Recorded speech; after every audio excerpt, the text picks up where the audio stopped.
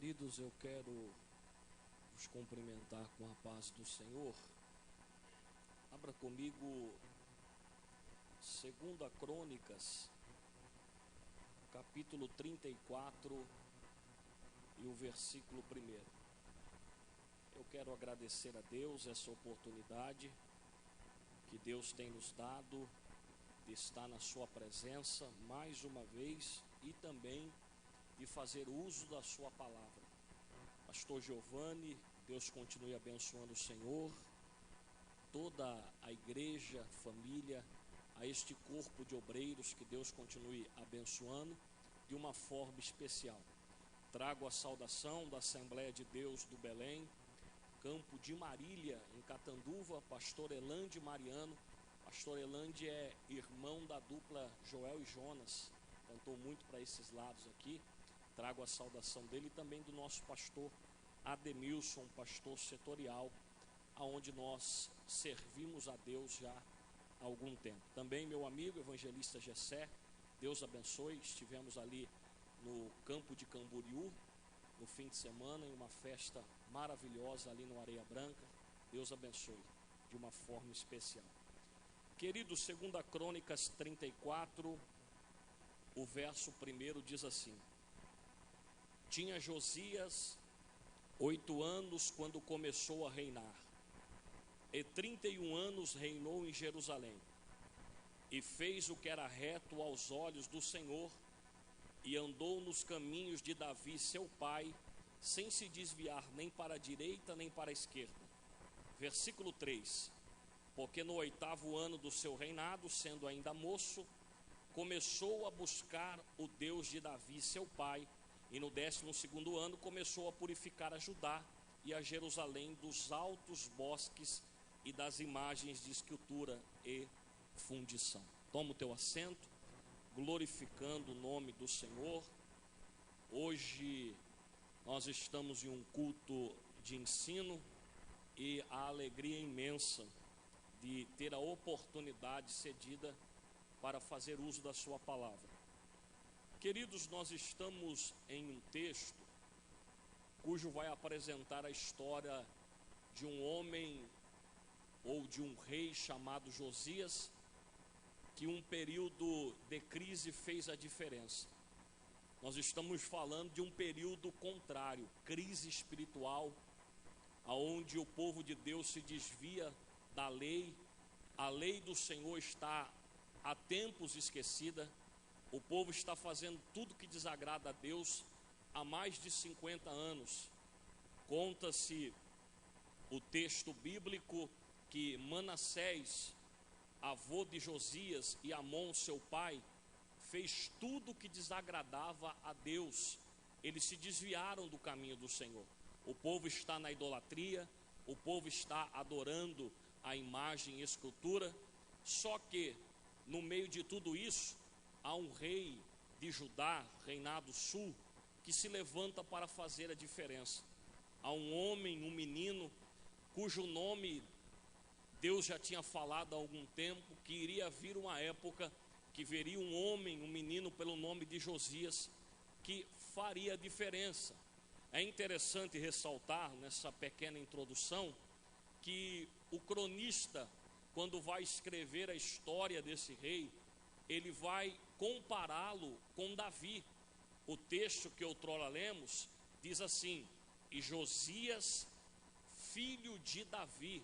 Mas na verdade, pastor Giovanni, senhores pastores que aqui estão, obreiros do Senhor, na verdade Josias literalmente é filho de Amon. Só que quando o cronista vai escrever a sua história, e nos primeiros versículos de cada história de cada rei, é apresentado se ele foi um rei bom, se ele tem alguma coisa de destaque. Ele não acha um parâmetro para comparar Josias. Amon e Manassés, que são da sua família, são da sua linhagem, não são parâmetros para comparar a história de Josias. Aí o rei volta há muitos anos atrás, o cronista melhor dizendo, e diz: Josias, filho de Davi. E aqui surge uma pergunta para esse texto, surge uma pergunta do Espírito Santo a nós, para que nós possamos entrar no texto que outrora lemos. Quais são as lições que esse menino de 8 anos, que assumiu o reinado, que esse jovem de aí 16, 26, esse jovem que reinou durante 31 anos, quais são as lições que Josias nos deixa para o dia de hoje? Por que Deus quis honrar esse homem comparando ele com Davi? Quais são os parâmetros que esse homem nos entrega para o dia de hoje, para o ano de 2023? Porque na verdade o que o cronista está querendo dizer é que ele está querendo deixar uma honra, dizendo: Manassés e Amon não é parâmetro para te comparar, você é comparado com Davi. É por isso que o texto é bem claro: filho de Davi, andou e fez segundo a vontade de seu pai Davi. O que eu aprendo com esse homem? O que esse homem, em rápidas palavras, pode nos ensinar em período de crise? Nós estamos vivendo um período contraditório, aonde é necessário a igreja continuar se posicionando. Você sabe que os períodos, os tempos são difíceis. Só que eu tenho um recado de Deus para alguém nessa noite.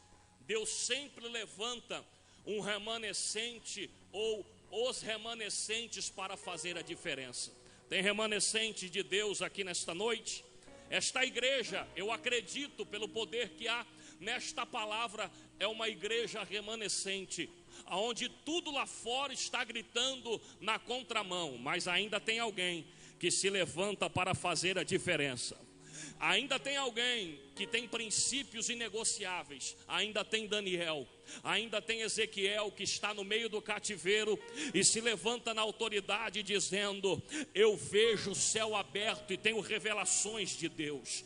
Ainda tem alguém que diz: eu não me contamino com a Babilônia. Ainda tem Josias, que não olha para os seus antepassados, mas prefere ser fiel à vontade de Deus. O que nós aprendemos com esse homem? Primeiro, no meio da crise, a Bíblia diz que ele decidiu buscar a Deus. Só que a palavra buscar nesse texto tem o sentido de colocar a Deus na frente de todas as coisas. Escute isso. Ele é menino, uma criança. Ele começa a reinar com 8 anos. Passa-se 8 anos, com 16 anos agora já com um certo entendimento. Ele poderia, pastor Giovanni, olhar para trás e fazer tudo que o seu pai fez. Mas a Bíblia diz que ele tomou a decisão de colocar Deus à frente de tudo e fazer um reinado diferente. Eu estou pregando para alguém que talvez precisa tomar alguma decisão nessa noite. E Deus está dizendo em alto, um bom som ao teu coração: tome a decisão de me colocar em primeiro lugar da tua vida. Tome a decisão de me colocar em primeiro lugar no teu casamento, na tua casa, nos teus negócios. E a decisão de colocar Deus no lugar certo da nossa vida é nossa. Você conhece o texto de Caná da Galileia, onde a Bíblia diz que Jesus estava no casamento, mas o vinho acabou. Na verdade, o ponto de primazia para os nossos dias, Cristo, ele não precisa só estar na nossa casa, ele precisa ser o centro da nossa casa. Porque naquela lista, se você ler o texto, diz que os convidados eram Maria, Jesus e os discípulos. Quando Maria olha para os serviçais e diz assim: a partir de agora, tudo que esse homem pedir, vocês fazem. Maria está dizendo assim: ó, eu estou saindo de cena e Jesus está entrando no centro, no lugar certo. Quando Jesus entra no centro, o vinho volta, a alegria volta, e o nome dele é glorificado. Há uma escolha para essa noite, há uma decisão. É culto de ensino da palavra na Assembleia de Deus, e Deus está nesta noite em Brusque dizendo: tome a direção de fazer a diferença. Me permita, por favor, profetizar. Deus ainda conta com o Josias aqui da cidade de Brusque. Tem algum aqui nesta noite? Aleluia. Eu estou sentindo a presença do Espírito Santo. Swindoll vai dizer uma frase interessante: não subestime um jovem, um adolescente, um homem que queira levar a Deus a sério. Aleluia. A presença do Espírito de Deus está aqui. Só que há um detalhe, senhores pastores, obreiros do Senhor, meu amigo evangelista Gessé, a Bíblia diz que ele começa a reinar com 8 anos. E nós sabemos que não há condições de uma criança de 8 anos reinar. Passa-se 8 anos e ele decide fazer a diferença. Só que há um detalhe: dos 8 até os 16, 8 anos, Josias ouviu as pessoas certas. Só que entre nós, quem nós temos ouvido? Vou melhorar a pergunta: quais são os nossos mentores? Quem nós temos ouvido? Eu pastoreei a igreja e ajudo na área dos jovens há 7 anos. Um dia desses, eu olhei para eles falando sobre mentoria. Um deles olhou para mim e disse assim: Bruno, eu não sou mentoreado por ninguém. Eu falei: engano seu. Eu falei: se alguém da casa ou do nosso meio não está te influenciando, fique tranquilo, alguém de fora vai te influenciar. Já ouvi alguém dizer para mim também assim: não, eu não sou mentoreado por ninguém. Eu falei: conversa, você está se enganando. Se você não for influenciado pelo seu líder, pela palavra, pelo pastor, pelos obreiros, por alguém que tem uma mentoria forte, alguém de fora está te monitorando. Como assim, Bruno? Você ouve no rádio, na TV, nas redes sociais.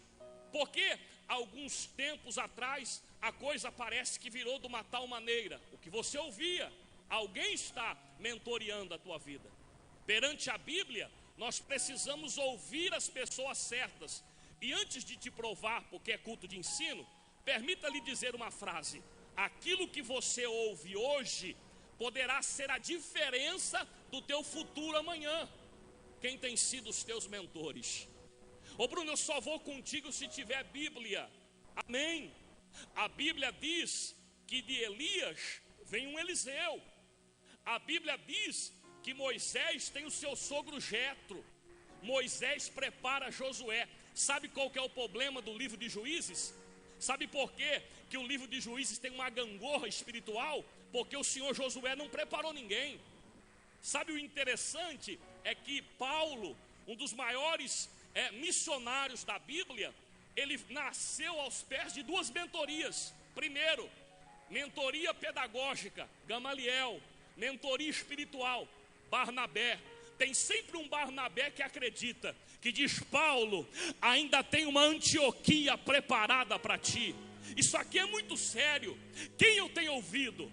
Quais são as minhas influências? Nós estamos vivendo uma época da influência digital, nada contra, só que um detalhe: a tua mentoria precisa ser de alguém que tem o caráter e o princípio para falar o que te ensina. Você tem ainda pastor, você tem ainda homens de Deus, você tem ainda pessoas que são capazes para lhe ensinar, não só com as palavras, mas com a vida.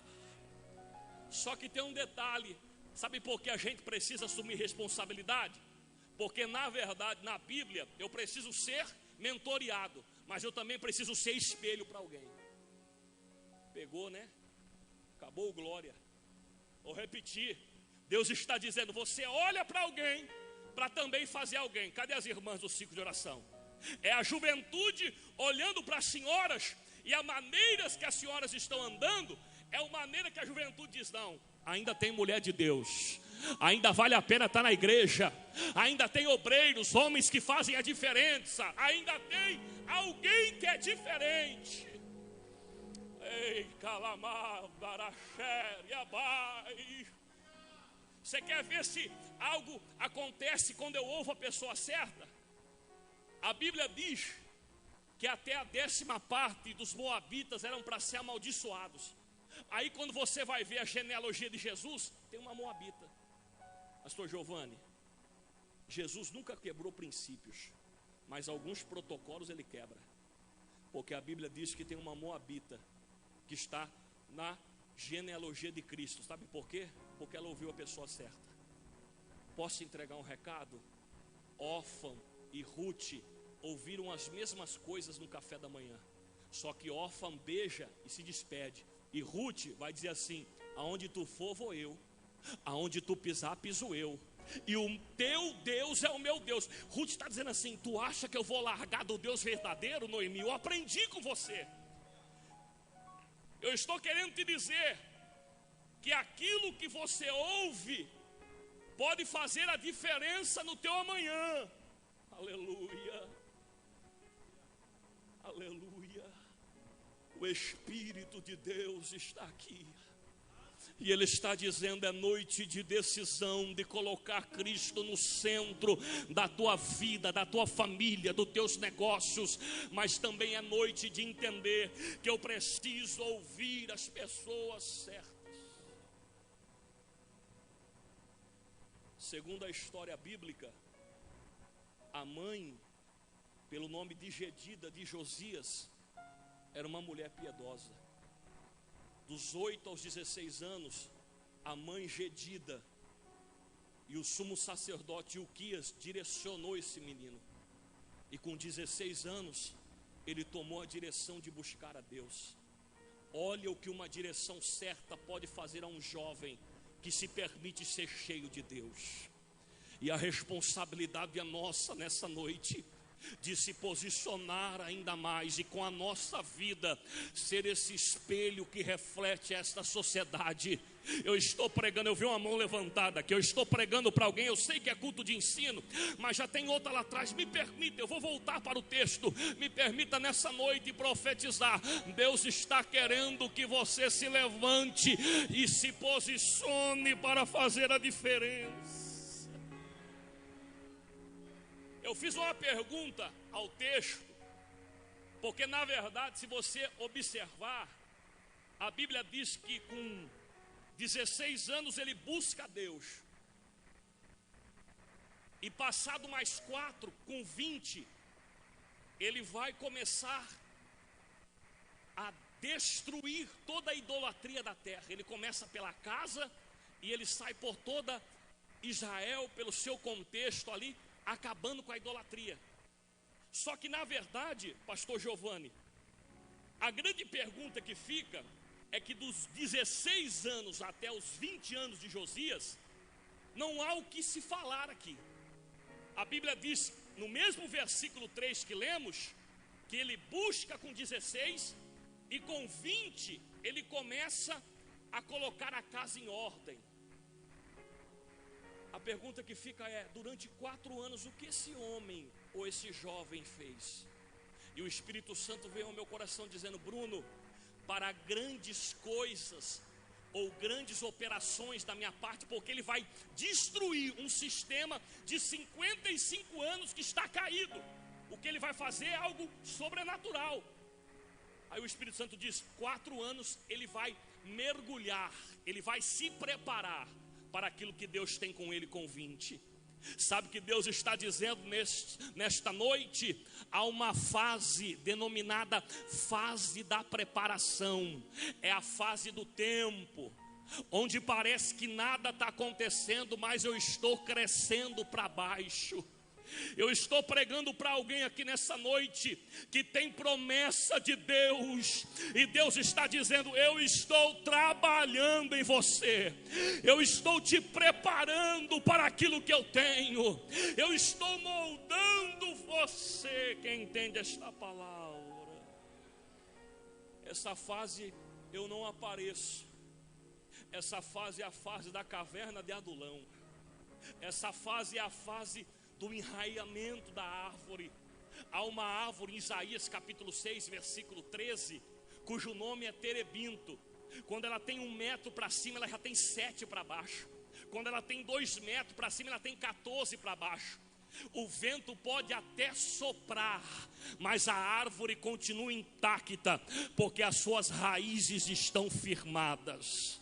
Talvez você não está entendendo este tempo, e Deus me traz de longe, de alguns quilômetros, para dizer: eu estou preparando você, eu estou moldando a tua casa, eu estou moldando a tua família, eu estou criando raízes profundas na tua vida. Quem entende esta palavra? A presença do Espírito de Deus está aqui. Eu preciso me decidir, eu preciso ouvir as influências certas, mas eu preciso também entender o período chamado tempo. Não é bom falar de tempo, porque na verdade quem prega sobre tempo precisa vivê-lo. Só que Deus está dizendo: espera o tempo. Eu vou repetir, pode levantar uma das mãos. Espera o tempo. Espera o tempo. Eu sinto autoridade profética para dizer ao coração de alguém: espere o tempo de Deus. Não queira sair fora do tempo de Deus. Espere o momento de Deus. Não queira, vai acontecer naturalmente, porque no período do tempo você continua trabalhando, exercendo. Tem uma coisa que me chama a atenção, pastor Giovanni, é que no capítulo 3 de 1 Samuel, eu já estou terminando. Na verdade, aqui trocando entre nós as palavras, quando Deus fala com Samuel, Samuel tem mais ou menos 12 anos, segundo alguns estudiosos. E quando Deus fala com Samuel, o que Deus fala com Samuel é o seguinte: Samuel, eu não me agradei de Eli, eu vou tirar Eli e vou colocar você no lugar.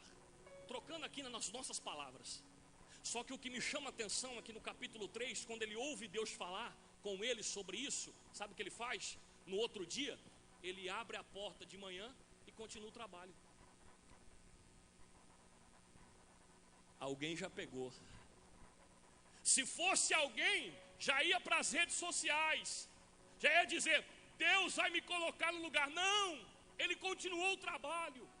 Davi foi honrado rei na casa de Jessé. Sabe o que ele fez no outro dia? Foi cuidar de ovelhas. Deus está dizendo a alguém: espere o tempo que eu vou fazer aquilo que eu prometi. Quem acredita nisso?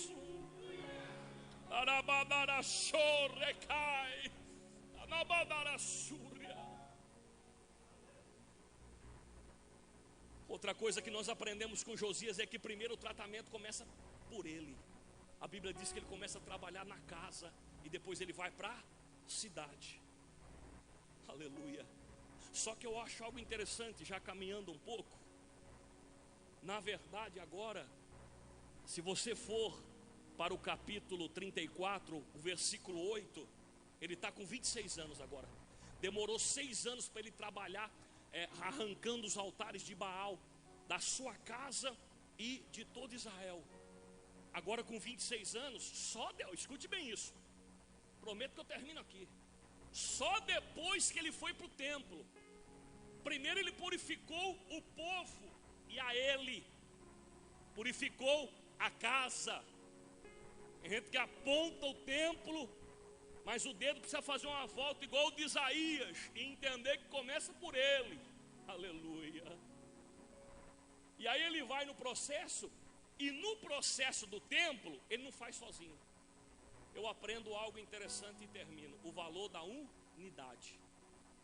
Se você ler o versículo 8, pelo menos 12 nomes aparecem. Eu não vou ler os nomes: Safá, Maasias, Joás, Ilquias. O que é isso, Bruno?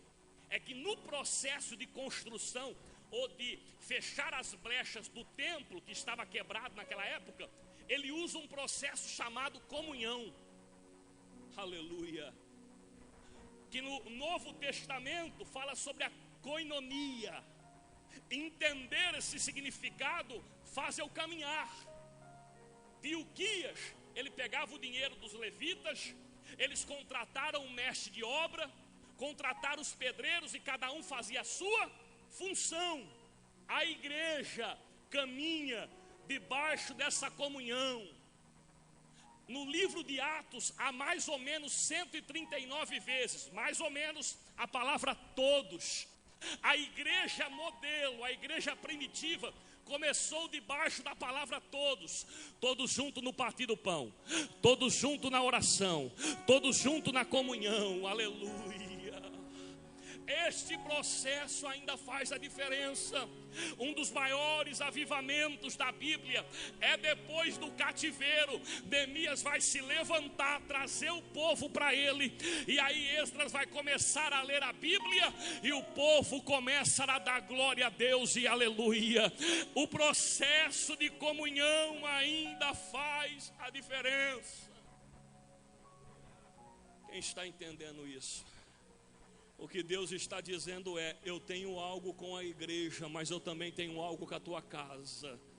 Tem pessoas que precisam de milagre urgente, foi orado por milagre, mas Deus está dizendo: primeiro eu restauro a comunhão do lado de dentro, para realizar o milagre do lado de fora.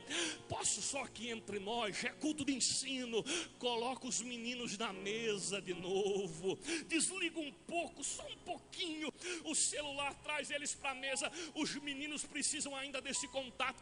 A Bíblia diz que em 2 Reis capítulo 4, a restauração do lado de dentro foi tão grande que o milagre foi visto do lado de fora. A viúva, o que Deus fez quando ela fechou a porta foi restauração. Sabe o que Deus fez? Viúva, eu não vou lhe usar para fazer o milagre, eu vou usar você e os meninos. A Bíblia diz que o céu se abre, ela derrama azeite e os meninos pegam os vasos e traz. Pegam os vasos e traz. Só tem milagre quando o processo do lado de dentro é restaurado. Quem acredita nisso? Comunhão. E a obra do Senhor caminhou. Termino. Escute isso.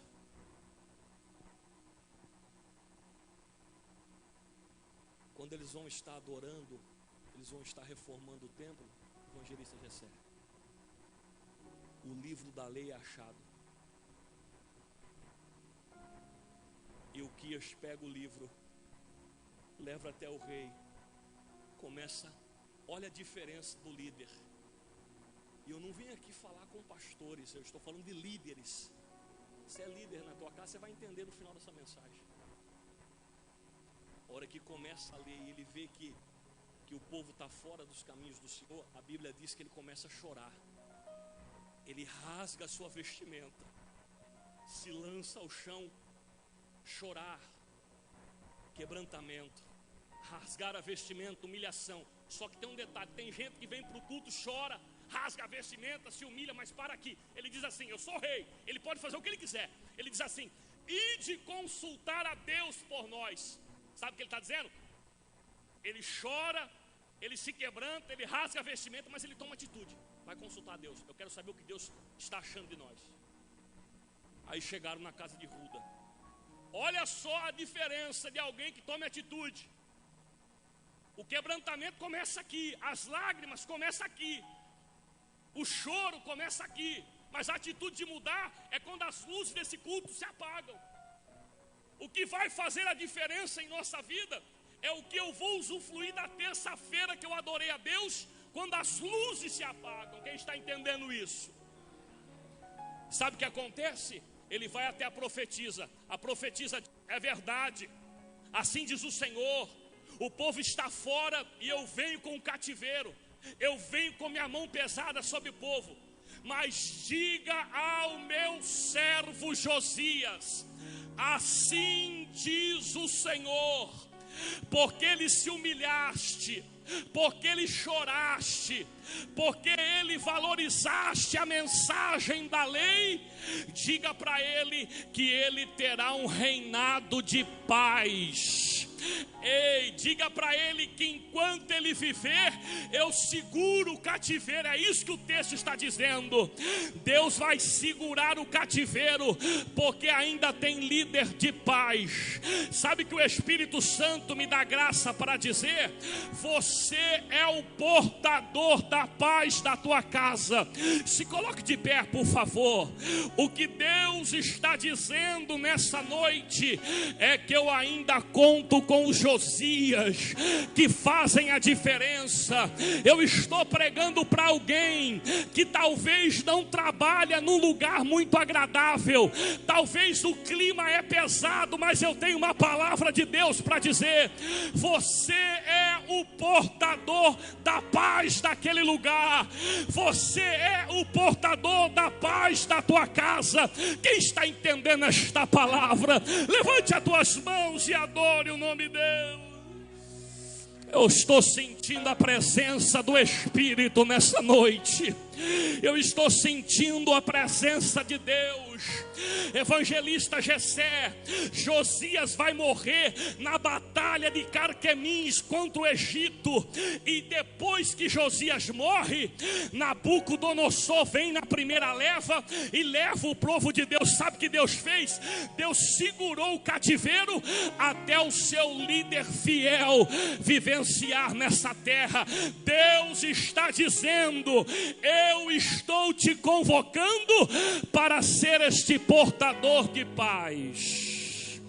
Aonde tu pisar, a paz do Senhor Jesus Cristo estará contigo.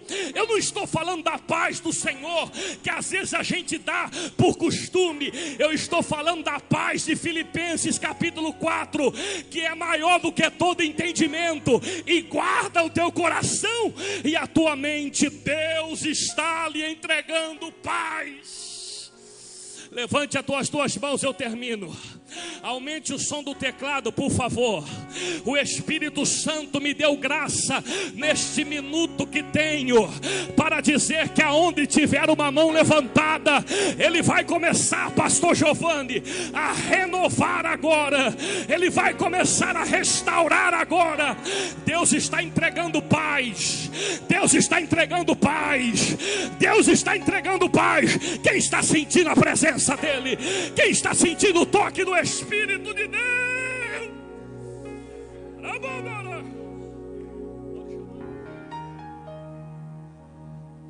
Escute.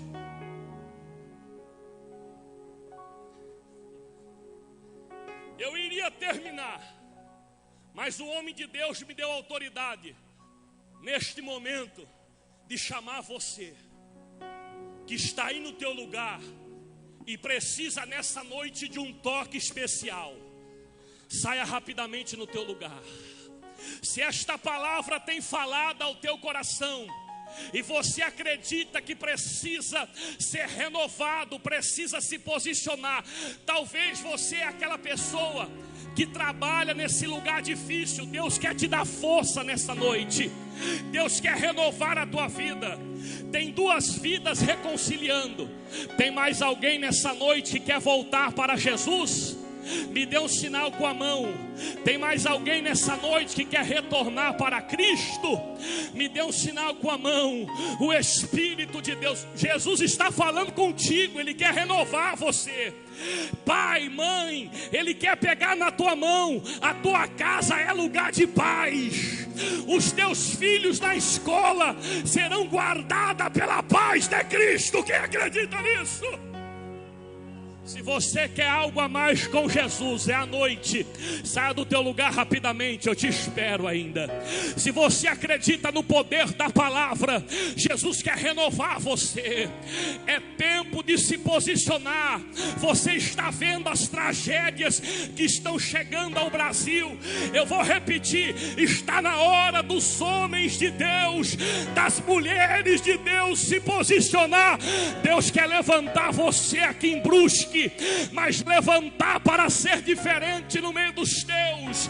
Eu profetizo nessa noite um renovo sobrenatural. Quando tu pisares naquela casa, será diferente. Quando tu pisares naquele trabalho, jovem, será diferente. Deus te dará graça. Deus te dará graça.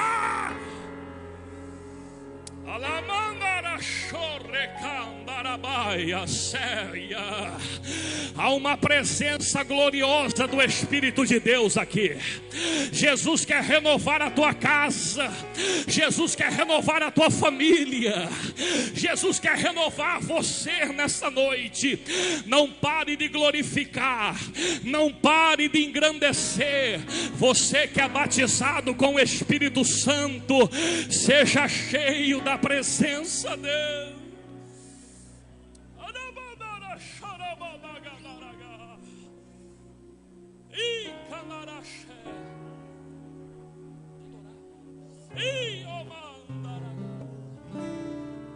Seja renovado pela presença dele. O Espírito de Deus está aqui. A graça do Senhor está aqui. Esse ambiente está espiritual. A presença dele está aqui, meu líder. Não chore, quem cuida de você não dorme. Levante as tuas mãos para adorar. Vamos terminar adorando. Isso, levante as tuas mãos. Tem muita gente que toda a igreja, senhores obreiros, a gente vai terminar entendendo que ele é Deus.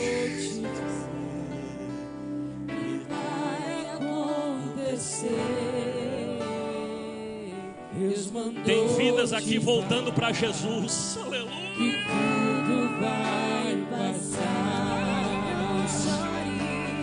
Não chore. O Espírito Santo está aqui. Você não dorme. Levanta. Tem muita gente que te ama. Deus mandou te dizer que vai acontecer. Deus mandou te falar. A presença de Jesus está aqui. A presença de Jesus está aqui. O Espírito Santo quer renovar se você tem um Deus que cuidar de você, e jamais te esquecer. Ele sabe de tudo que você está passando e mandou te dizer que Ele está cuidando. Lembra de onde quem você sabe adora. Aonde que você chegou.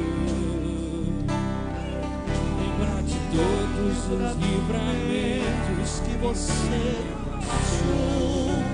Nem era pra você estar aqui, mas Deus falou assim: esse aí vou levantar,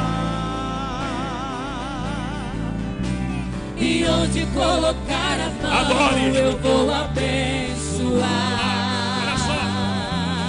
Não chore, quem cuida de você não dorme. Levanta, tem muita gente que te ama. Deus mandou te dizer que vai acontecer. Deus mandou te falar que tudo vai passar. Levante as tuas mãos para o céu. Soberano Deus e eterno Pai, nós estamos aqui na tua presença nessa noite.